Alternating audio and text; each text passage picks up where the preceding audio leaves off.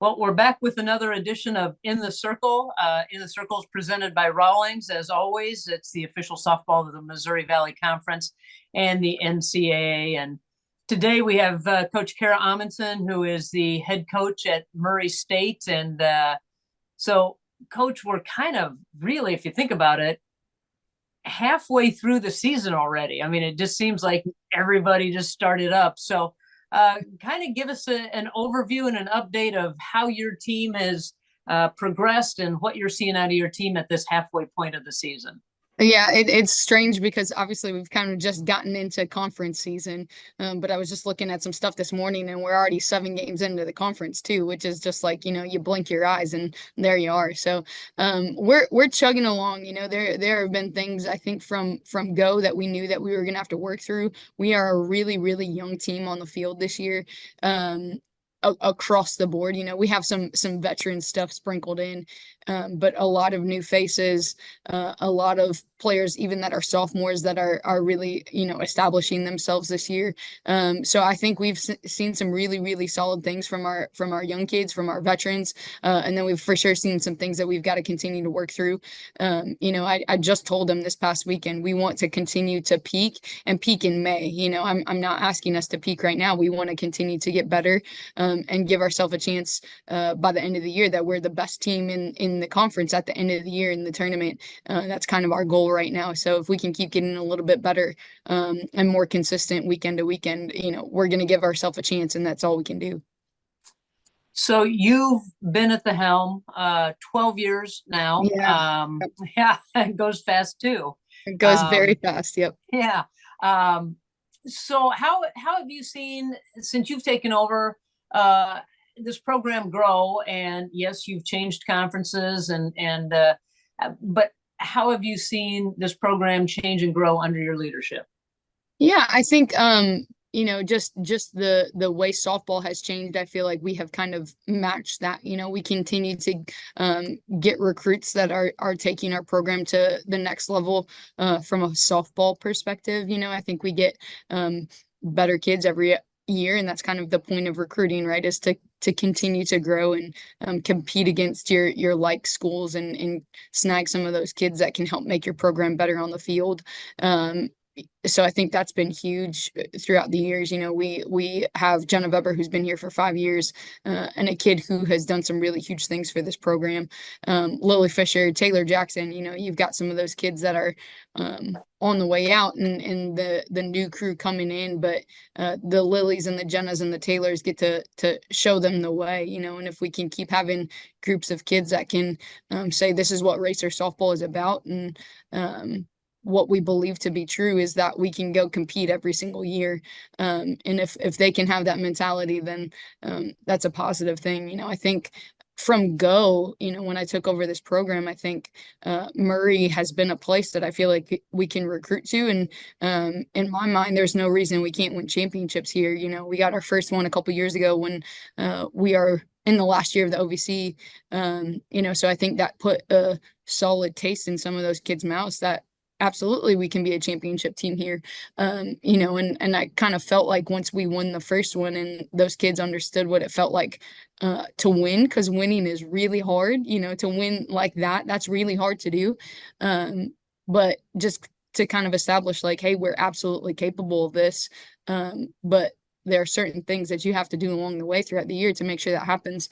So I think just kind of setting the tone for that, and continuing to say, hey, we absolutely can be a championship team. We've proven it, and we got to get on that train, has been huge from my past 12 years, I think, is just being able to establish something that can be a championship culture, and a championship team. So Just kind of building it from the ground up and building it brick by brick as you go each that's year. exactly So right. Yeah, that's yeah. exactly right. So before you took over the head softball job, I was reading through some things and I saw that for 1 year you were the head women's tennis coach. So tell us a little bit about that journey. Yeah, I mean, the life is crazy sometimes. So I had played tennis in high school and did a decent enough job. Probably could have played at a really, really low level, like D3 type of space. There was a transition for me in terms of the head coach for tennis was retiring, and they asked me to come over and try that. I hadn't been a head coach in any way before. I had coached softball for 4 years as an assistant at that point. So ended up getting the nod from our AD here, who was Alan Ward at the time, just kind of believed in me as a young, I would think I was 25, when he said, "Hey, I think you need to do this," and took over that spot. I think we got third in the conference that year, so we did okay. But the tennis program is in amazing hands right now with George. They have done an incredible job. I think they just won their first round in the tournament against Illinois State this past weekend. So, but it was an awesome opportunity. It was an awesome experience. It gave me my first head coaching experience, honestly, which I think, in hindsight, I was really thankful for. It's a much smaller program, much smaller roster size. And I got a lot of help from we had a men's program at the time. So Mel Purcell was the head coach. He helped me out a ton. And then George actually he was a graduate at the time. He's our head coach now, but he was around at that time and helped me a ton just as an assistant space. And, you always want to have good assistants. And I'm super lucky right now with my crew. But you need to have people to bounce your ideas off of and tell you you're crazy or tell you you're a genius sometimes if that's what needs to happen. So they were super helpful at that time for me. And just like I said, gave me an opportunity to be a head coach for the first time and then transitioned back into softball the following year. So do you still play, or are you into the pickleball I that do. No, everybody's I into? play tennis. I play tennis a ton with my partner Kayla. We play USTA, so Oh, it's nice. been a blast. Yeah, I continued that as I've gotten older and can't move quite as well, but it's been a blast, absolutely.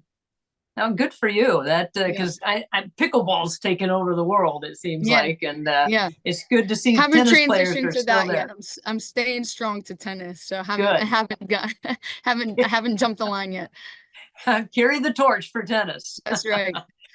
Talk a little bit. I also was reading you guys for both baseball and softball are getting a performance center built, and so talk a little bit about what that means to the program and how that's going to help your athletes.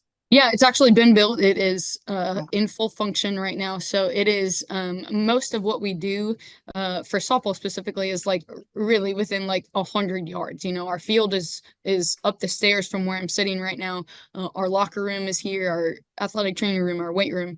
And where we were hitting for an indoor space before was across campus in like a gym type facility. So Nico, our AD, kind of put some money into a space right down the hall essentially from us here. Indoor batting cages, turf, things like that, where it's a lot closer for baseball and softball to just literally walk up the stairs, and they're in a space where they can hit. And it's a facility that they can use 24 hours. They have access to it through a lock code on the keypad, and it's just us and them. The facility that we're using across campus is shared with the campus in general, so if they had reservations for certain things, we had to make sure we're bobbing and weaving and stuff like that, which is great. The relationship with the campus people is amazing, but this allowed us space to just have it be us or baseball, so we're only having to communicate with one group of people instead of a lot at times. So it's been really solid. Yeah, I'm sure that's going to pay huge dividends for you Absolutely. guys. Yep. And it's just nice for Let's the players to be able to use it whenever they want. Obviously we have our cages at the field, but if it's 30 degrees, you're not trying to be outside and can still get your cuts in. So yeah, that's nice. That's nice to be able to have that facility. yeah. One of your strengths so this season is your pitching staff. Yeah. One of Mhm. the top ERAs in the conference, Yep. even in the country. I think you're in the right around 65 ERA Yep. in the country. And Yep. so one of the leaders, Jenna Weber, no Weber. Weber. Yeah. God, I knew I was going to do it. I knew it. Weber. I have it written down here, and I That's can't so even good. do it. Yeah. Weber Yep. is pitching amazingly. I mean, her ERA right around 1, Yep. but she's getting a lot of innings for you. So she's kind of the Yep. workhorse of your staff. Yes, absolutely. So she is a COVID carryover kid. So technically she's in her fourth year of eligibility, but she's been here for 5 years now. And yes, just an absolute workhorse for us. And she has been throughout her whole entire career. Up until this year, she and Hannah James were in tandem. But she was always the kid that was going to throw. If Hannah wasn't throwing, Jenna was in the circle. And now that Hannah has graduated, the torch has for sure been passed where Jenna Weber's holding it at the top kind of thing. And, is just our veteran leader. I think, again, like I was saying, we need people at the top that are going to show the rest of the team how this works and what it takes to win. I think Jenna has been willing to start to go in the middle of games. She holds herself accountable in a different way. She wants to be good. Like I said, she has been a part of championship caliber teams and knows what that looks like. So I think she's trying to do her job in that space for sure when we need her to. Well, and let's talk about your leadoff hitter, Lily Fisher. Yeah. Seems to be the true table setter for your team, and willing to take one for the team as she gets hit by pitches a lot. Literally, one of the leaders, not only in the Valley, but I guess the active leader in the NCAA as far as being hit by pitches. So talk about her approaching the plate and getting on. Yeah, that kid has been doing that for 4 years, and she just is like not afraid, she just isn't afraid like to just stand there and take it if that happens. But again, a veteran, she's the same as Jenna, has been here for 5 years technically, but in her 4th year of eligibility because of COVID. And just is just like one of the greatest kids that you could be around. Like truly one of the sweetest kids, is a hard worker, is an amazing teammate. She just finished her student teaching this past fall, so she's doing some grad work right now.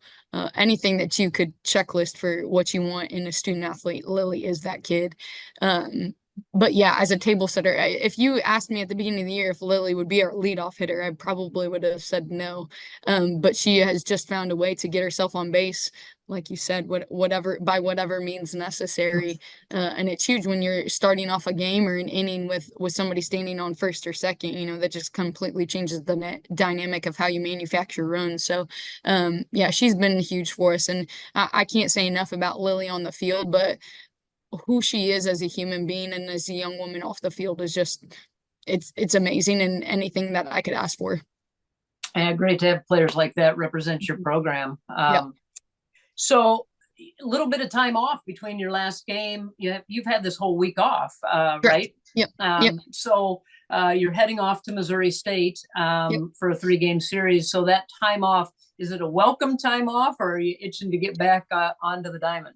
Yeah, I think it's a little bit of both. This time of the year, you're just trying really hard to manage. Is it better for them to rest, or is it better for them to get more reps in, and just the balance of that throughout the year.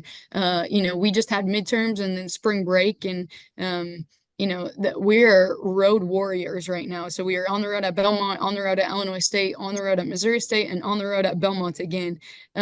This after Missouri. So we're kind of road warriors right now. And so I think we're trying really hard to make sure we're balancing, when we are home, that they're getting rest and making sure they're getting caught up with school and everything like that. But also going into the weekend as prepared as we possibly can be. So I think it's been on our coaching staff for sure. And I think we try to manage that the best we can to make sure they are getting their rest and treatment, with the training room as much as we can, but also making sure we're as prepared as possible going into the weekend. So it's a little bit of both. Yeah, well, it's this time of year, you always like to have just a teeny little bit of rest, Yes, whether it's weather sleep in forces your own it. bed for a minute. Yeah, sleep in your own bed and cook your own meals. That's kind of nice. That's So, exactly right. Yep. Well, Coach, thanks for joining us today. Really appreciate it. Looking forward to seeing you guys play here down the road, and good luck this weekend at Missouri State. Awesome. Thank you so much.